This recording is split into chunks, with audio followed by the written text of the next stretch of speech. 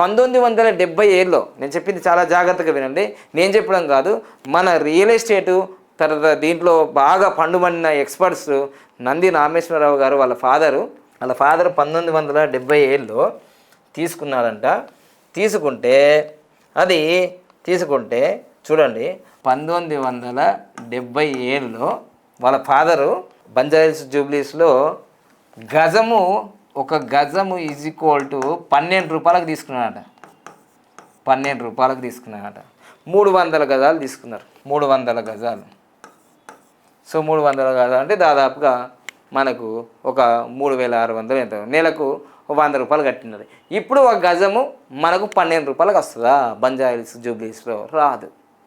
అంటే ఇది దాదాపుగా 77 అంటే దాదాపుగా 47 సంవత్సరాల క్రితం. 47 సంవత్సరాలు.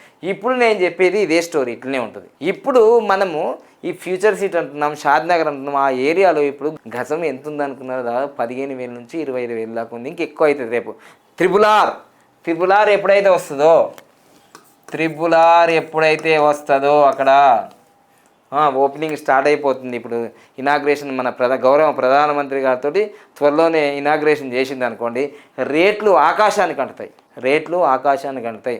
సో అందుకోసం నేను చెప్పేది ఏంటంటే, ఇక్కడ ఏది ముందు చూపుతో ఎప్పుడైతే గుర్తుంచుకోండి, ఇప్పటి వరకు చాలా యూట్యూబ్ ఛానళ్ళల్లో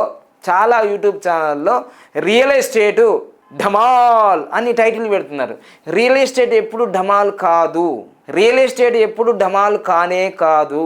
ఎందుకు కాదు అంటే, పాపులేషన్ పెరిగిపోతుంది, జనాభా పెరిగిపోతుంది, స్థలం తగ్గుతుంది. రియల్ ఎస్టేట్ ఎప్పుడు ఢమాల్ అన్నది, ఇది గుర్తుంచుకోండి.